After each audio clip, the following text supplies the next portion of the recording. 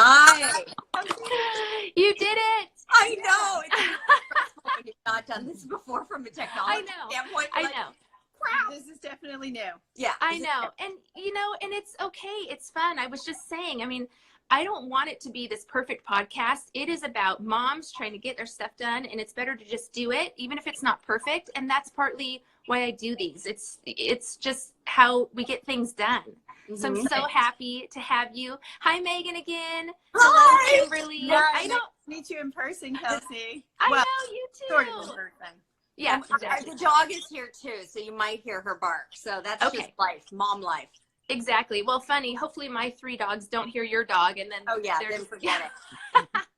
So we've got Kim on here, and Bree, and Cecilia's joined us, and we've got Miranda, who's going to be our photographer in Seattle at Bloom.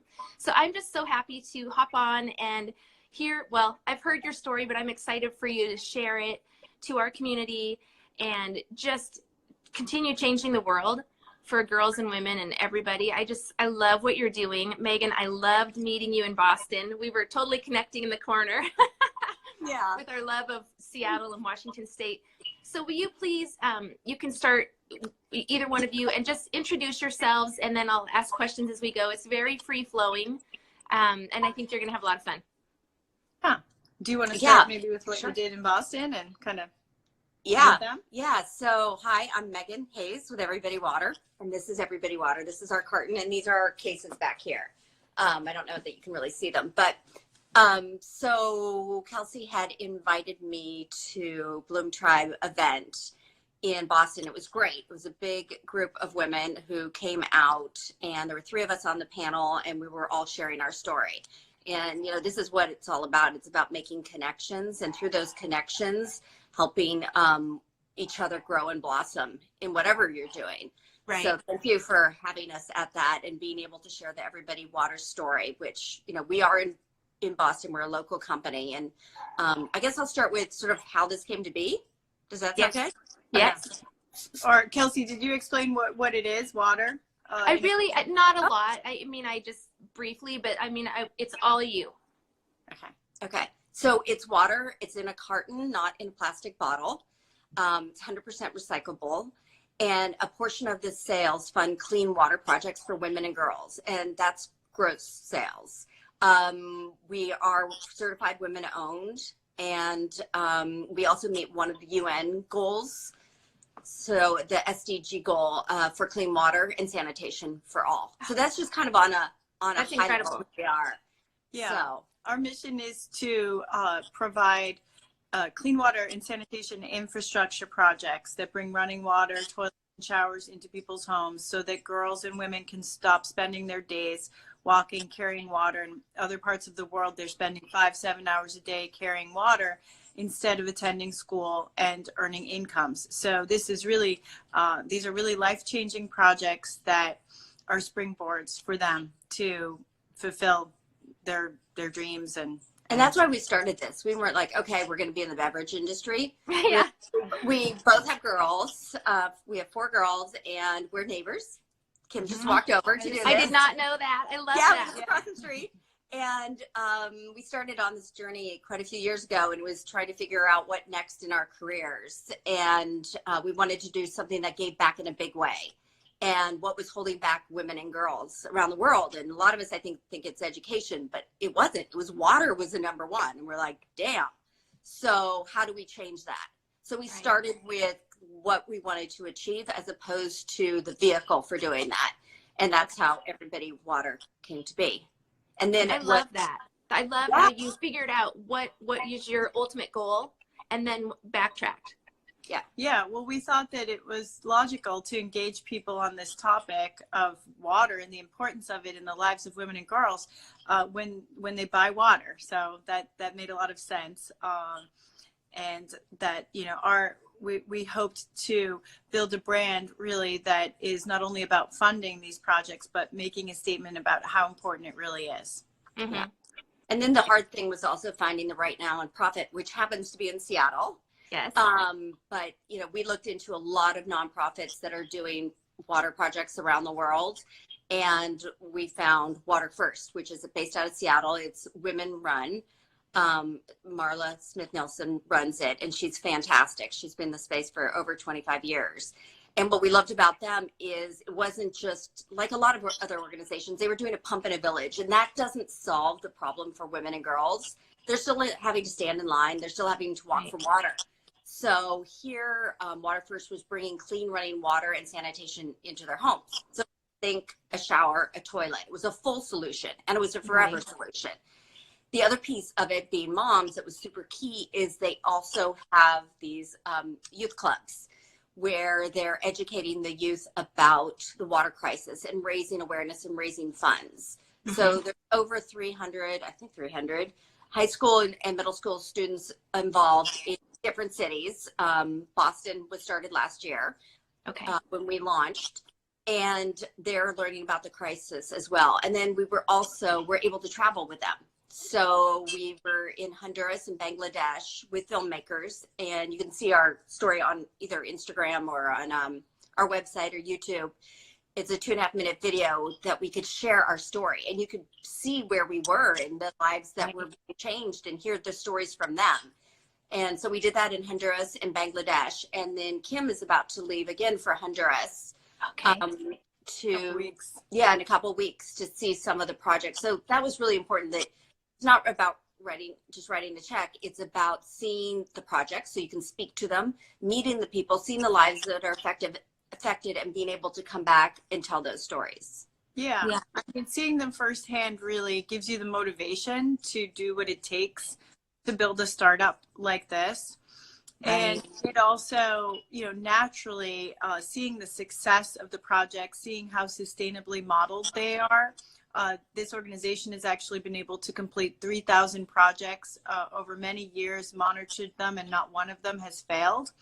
So to be able to see firsthand the impact and the difference that it makes in these communities where girls then are thriving, it gives you then the passion to be able to share and really sell this water so that we can fund more projects. And so seeing it and believing in it is really has been a critical piece. And I think that's for any entrepreneur, finding what I was just thinking for that.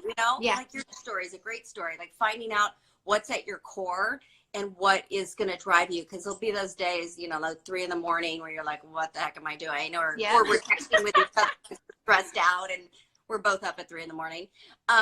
So you have to be like, at least there's a time change. Well, that means I'm midnight. Midnight, yeah. Mine's 3 a.m, so you guys are already up and moving probably, but yeah. And entrepreneurship, especially for women, and I know, Megan, we talked about this a little bit right at the end when we were in Boston. Being a female entrepreneur is already hard. And so that you have to go far away to get these stories, to really, be able to embrace these stories in person. You have to go to Honduras and Bangladesh and wherever else. I'm lucky I don't have to go that far, but I love the videos, the video that you brought. Was it taped in both? I didn't even pay attention. That one was just in Honduras. Okay. You guys should really take a look at that. It feels quick, and it just really explains everything, and it just eye-opening. And we don't even talk about the fact that menstrual equity, these girls, nobody lives on just a shower. Girls, a shower is huge, but a shower when they've got their periods, and for their moms, or any of the people having babies, just running water is huge. And we know that as women in America who have clean water all the time. And so you're doing so much more than even what people, I think, see. You're affecting them in so much more of a positive way than even what people see. It's such a domino effect, don't you think? Yeah, the hygiene is a big factor. And so it affects every aspect of their lives. The organization we support is called Water First, and the reason that it is called Water First is because it's the very first step for people to thrive. And so yes, absolutely. When we were in Bangladesh, these projects are so well thought out that as they've evolved with their partners on the ground, they've learned that there is a lot of education that needs to go alongside them so that people start using clean water to the extent that they need to. And so girls have menstrual education, hygiene education, and we were able to attend one of those sessions. And the women and the girls, the teenage girls in this group were so proud to share their knowledge. They did kind of a mock session of what their monthly meetings are like.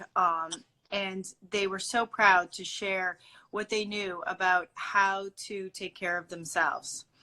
And it's hard to imagine, but it's even like teaching people about the importance of washing your hands. You know, it's these little things that we don't think about that they now understand how all the cycle ties in.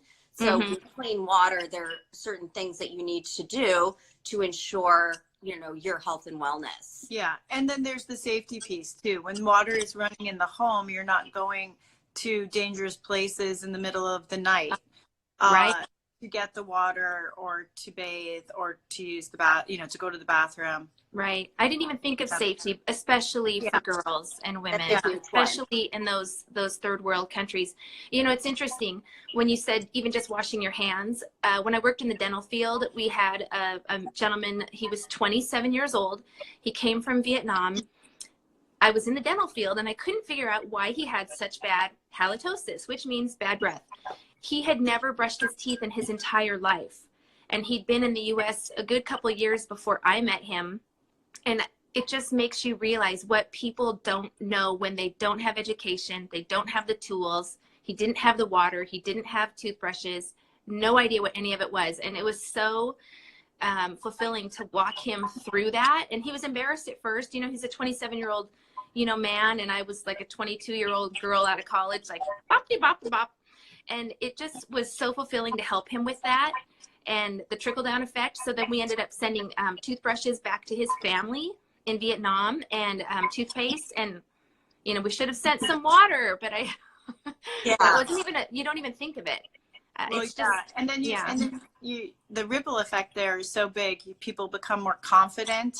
Yes. You know, it could affect their possibilities for having a job. Yep. Yeah, we ended up taking him shopping for clothing because then I started realizing that he had never used deodorant. So then we worked on deodorant, then we worked on clothing, and the dental lab where I worked at, they were the most incredible men. They gave me a few $100s and said, go and take him to, I don't remember where. And we got clothes for him because he had been wearing the same clothes every day. And it took us a couple months to figure out those were the only clothes he had. So it just takes one person and then a few more. And like you said, the ripple effect to help people. And if you're living under a rock, then I guess you don't know those things. But it's time for all of us to pull our heads out from under the rock and help everybody, not even in the whole world, but even our neighbor, you know, next door who might not have what they need. Yeah. Yeah. I think the other thing is that this isn't about the two of us. It's really about building a community of people and spreading the word about Everybody Water and how it can change lives and how they can personally help in that journey in an easy way. And we're not in Seattle yet, or I'm not sure who's on from wherever, but you can buy us at everybodywater.com by the case. Yes. Just so you know, but we're in New England right now. But that's a way of then giving back. And it's a small thing that you do, and it feels really, really good. And our packaging's beautiful as well. It is. Your packaging is beautiful, and the lid is made out of sugarcane. I mean, everything. Isn't that right? Yes, it's derived from sugarcane. That's pretty incredible. I love the things that you guys had to learn to go through this. Yeah. Oh my gosh. So that's the other piece. We didn't come from the beverage industry at all. We knew nothing about cartons, nothing about water. And so it's been a learning process, but it's also, we thought it was a weakness. It's actually turned into one of our biggest strengths because we haven't gone to market in the same way. So you're not going to see us in the big box stores or the big marketplaces. You know, we're in health and wellness, you know, places like, you know, juice bars and spin studios and yoga studios, and but also in major hotels, water for the ballet, water for the opera. So we've gone to market in a very different way, which, I mean, we've been at this 12 months. And the response has just been amazing. And most of the press has been inbound too, which has been great. People are coming to us because they want the story shared. They want to be part of Everybody Water, and they want to make change happen. Yeah. And we want to help showcase their contribution also, because as you know, to Megan's point, it's not just about us. It's about building a community of people to get behind this and really solve a problem and make a huge change for people. And you should be so proud of yourselves. I mean, neighbors, moms came up with an idea. Can you tell me, what were you doing previously before you did this, besides being a wife and mom and all the things? What fields were you in? Hi, John. He's giving you guys a thumbs up. Oh, hey, John. Oh, hi, John. Oh, we know John. Hi, John.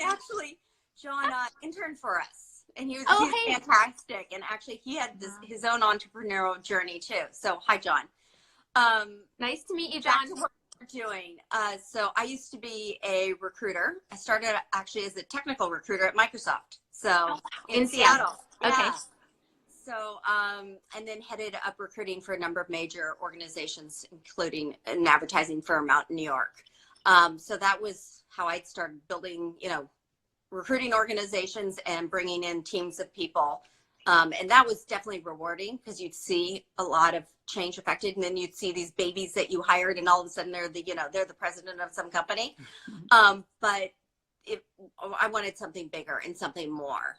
And so did Kim. Yeah. My background early on had been in historical design in New York City. I worked as an appraiser for many years of rare European objects, and then transitioned into creating a lighting design brand that was custom pieces in design showrooms around the country, in Boston, New York, LA, San Francisco, and Chicago, mostly selling custom pieces to architects, designers. So I had built a brand in that way. It was really design focused, not just in the pieces themselves, but in the branding itself. And so I guess that's kind of the thread that led me to Everybody Water, in the desire to build another brand, but with purpose. And I definitely felt a need to transition to something that I could reach more people and make a difference. So I was inspired by a lot of brands that I was seeing popping up that were dedicated to social impact, and wanted to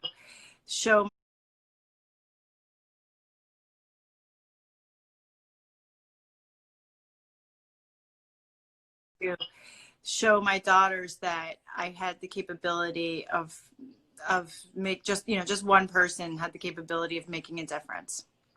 And this isn't a short journey too. We started this 3.5 years ago, and we just launched a year ago. So Kim was talking about that passion at the core, and the traveling to Honduras and to Bangladesh and meeting the people. You have to be fed by something that's bigger than you. I think that makes a difference, and it comes out in everything that you do and with the people you partner with, like with John, for example. People who also believe in this and want to make amazing change happen. I don't know how you couldn't believe in something like this. So tell me, who does impact you? What other companies have social impact and have impacted you? Who are you following, and who do you look up to as kind of pioneers in that area, besides obviously Water First? Yeah, I think really one of the first companies that I knew about doing anything like this was Tom's, the shoe company. I thought that was a great story. We met a brand, Mir, also in the state of Seattle. They have water bottles and some other kinds of camping. Yeah, they're in Fremont, actually. Oh, okay. Yeah. They have a space there, so they have a coffee place you can go into, and they sell all sorts of like water bottles, camping stuff. But they're very cool, like super. Is it spelled MEER? MIIR. MIIR. Okay, Fremont. Yeah, I'll go. From Oregon originally, and so it's a Northwest company, and it's based out of Seattle. So I'll let Kim finish the story about Mir. Well, they were so impressive because they had a very aggressive give back. So where a lot of companies are basing their give back on profits and even net profits, it's hard to really know what the give back is. when there's so many layers there and ways of changing that number from year to year. We also knew that in our own instance, it would take a couple of years to get to any level of profitability. So what they did and what we modeled our give back after was on gross sales. So just right out the gate, 3% instead of 1%, 3% of gross sales instead of net profits was what we decided to give back like they do. And they've been able to make huge impact around the world, also in some water projects and some other great causes. So it's another good company to check out. Another company that was inspiring was Warby Parker, the eyeglass company. Yeah. But there's so many, I think, companies now that are going that direction and having it be authentic, not just something like, oh, we should do this, but start with that, as their core. Yeah. So do you have suggestions on how a company who hasn't started, because now, do you have a philanthropic arm? How does that work? How do you do this? So ours, we have the nonprofit Water First. So a portion of our sales fund the clean water projects, and we give them the money. They're the ones who take it. They deal with it. They deal with that. I mean, I like that. So I think, if you're a company that's looking to get into this, you have to find what's important at your core of the company, or what sort of resource you're depleting, or what's important to your employees. So find something.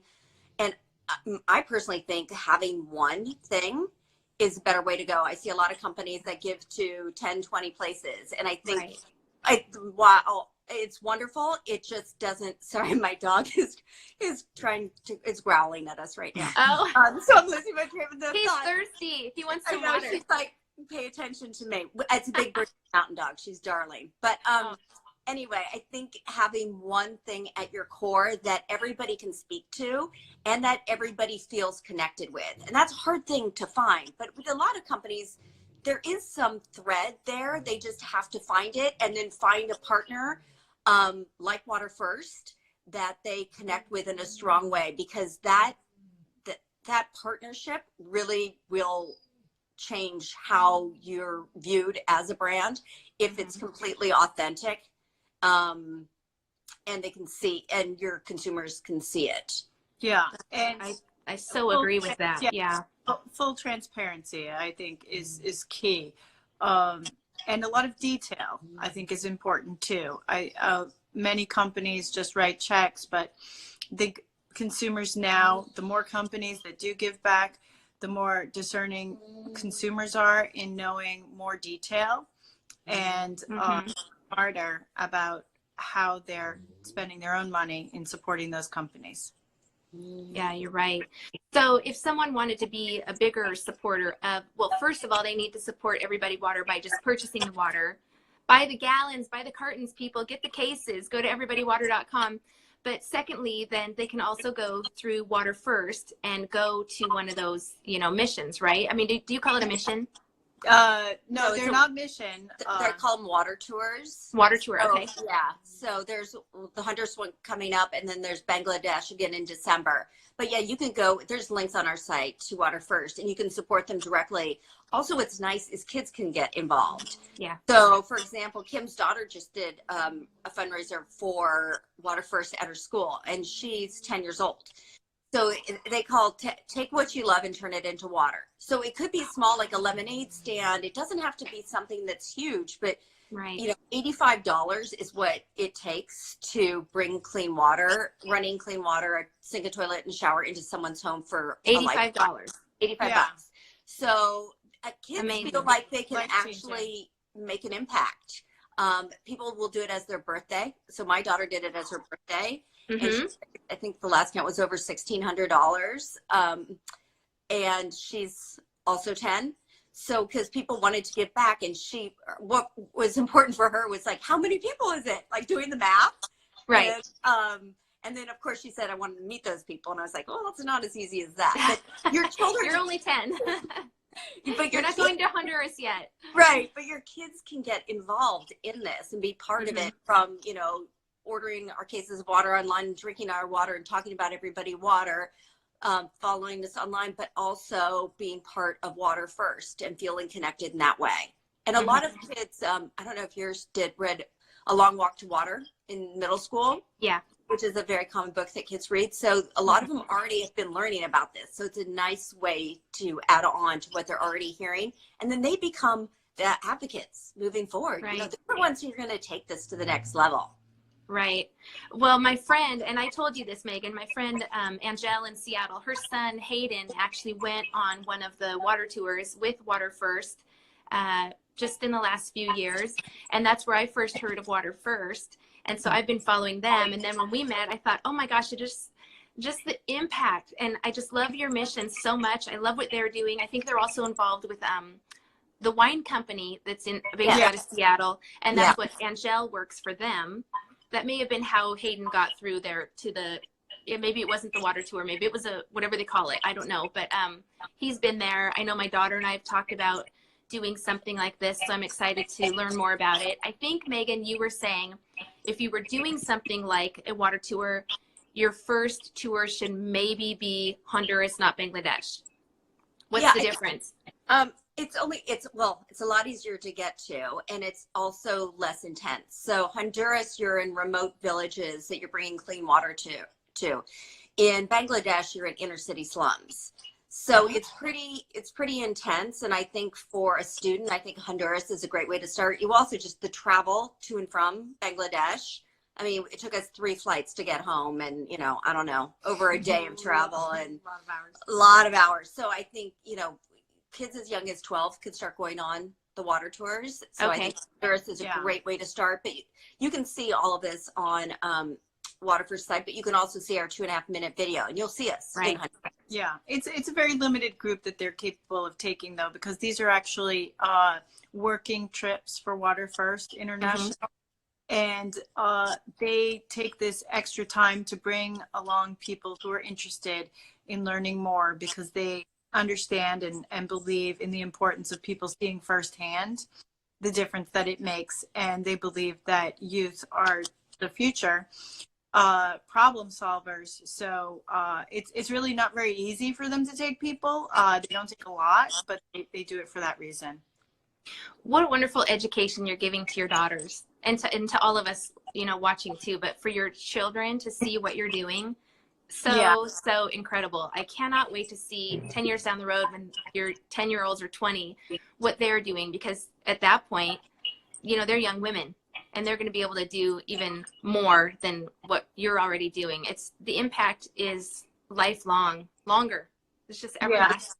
And you know what, the youth these days, that's what they want, and that's the direction they're going. And I think that's the best thing about this generation, that they really do want to make a difference with the products they buy and the choices that they make. They just don't want to buy something off the shelf to buy it off the shelf. They're very thoughtful in the way they shop and very intentional. And that's huge. I mean, that's a whole generation that is really turning things in a whole different way than it has been done. And it seems like it wouldn't be that difficult to talk, especially moms, women, into, instead of getting their water delivered, you know, by the giant gallon things, why can't they just order cases of Everybody Water instead? Then they're not using the plastic, they're impacting the world, they're helping make change, and they're doing good for the environment. It seems like it would be, I mean, obviously that doesn't help those big water companies that are driving down the road with all their giant jugs. But if it's going to help the world in the end, I say more power to you. I'm going to put that out there on Facebook. Start, you know, ordering water that actually makes a difference. Don't order this. It's the same thing. If it's getting delivered, it's no different. It really isn't. And our tagline is water with a heart. So you can't really see it here. I think it's kind of hard, but here. I love the simplicity of that. Yeah. So, I mean, you can affect change in a very small way and right away. And, you know, that's our hope, that people want to be part of this community and not just realizing people want clean water, but by taking action. And it's not a hard step to take, a small one. And it speaks volumes about who you are. You know, you have this at a party, it starts a dialogue. You bring this, you know, instead of a bottle of wine or with a bottle of wine, maybe. With a bottle of wine. Everybody water. Yeah, I mean, it's interesting how it immediately starts a dialogue, and it really says something about who you are and what's important to you, and also it gets the word out to other people.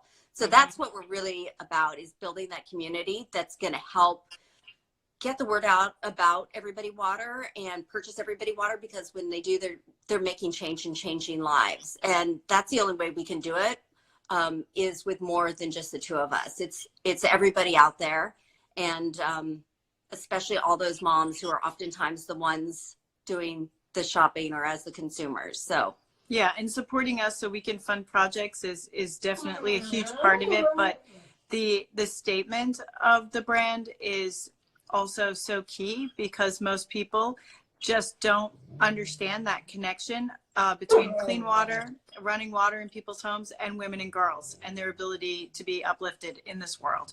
So just making that connection for others is so key. Sorry, that's my Bernese mountain dog. She's so cute. Can you show her to us? Yeah. So here she is, Lexi. I don't know. Can you see her? Oh, Lexi. Oh my gosh, she's darling. Hi, Hannah. Hannah's on here. She doesn't like it when she doesn't get attention. And that is so funny. She's darling. So she's actually posed with Everybody Water before. She's been photographed with it. So I was going to mention that. You need to get her with a, you know, a barrel. She wants some camera time. Yeah, this is the mom look. This is like, you know, you're on a call and your dog's barking, and it's just real. And you know, now the trunk of my car has water in it, and she's like, that was my trunk. Okay, speaking of water, you were so sweet to offer a case of water, and so at the end of this, everybody, I'm going to randomly, with random.org, I'm going to choose one person to receive the case of water, and I will DM that winner, and we'll get your address. And Everybody Water, the water with the heart, is going to send you a case. How many comes in a case? What's the cost for people to go on to everybodywater.com and buy some? So there's 12 in a case, and it's $24. Okay, $2 a piece. Yeah, 16.9 ounces. So is that your average? I feel like it's bigger than an average bottle, because I've had it myself. Isn't it bigger? It's not. It's pretty on par with Okay. everybody else. I think sometimes the shape is deceiving, because, you know, it looks very different than a plastic water bottle. Yeah. Pretty. Also, it's kind of cool. There's a QR code, and you can click on the QR code to go see our story right here. So you can just put up your phone, and it'll take you right to our story. And that's something also, when you're at an event or a party, you can just have somebody put the phone up, and it'll go show our 2.5-minute video. How do you get this into like festivals and things? I mean, we have such huge concerts here at like the Gorge, which you on the East Coast wouldn't know, but Megan knows about the Gorge. How do you get this water into the festivals? Because people are just, you know, throwing their bottles everywhere. Well, that's kind of how that was one of our first events. So locally, there's a festival, music and arts festival called Levitate, and the founder is from the area, and he met us for coffee. He was generous enough, and he was going with another water company, and instead he chose us. And here we're 2 months out the gate.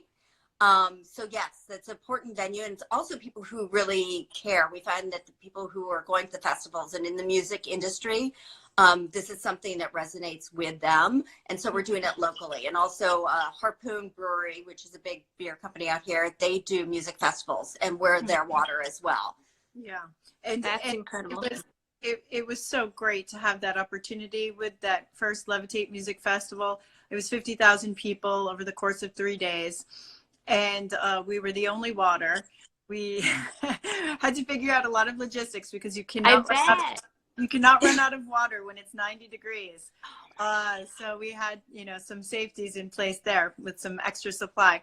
But yeah, it was an amazing opportunity, and it's a perfect example of the kind of grassroots support that we've had in our area that helped us build this into something big. And in doing so, that's how, like, we're the water for Lululemon Studios, we're the water for the Boston Harbor Hotel, we're the for the Fairmont Copley. I know you guys don't know all of these, but they're beautiful hotels in Boston.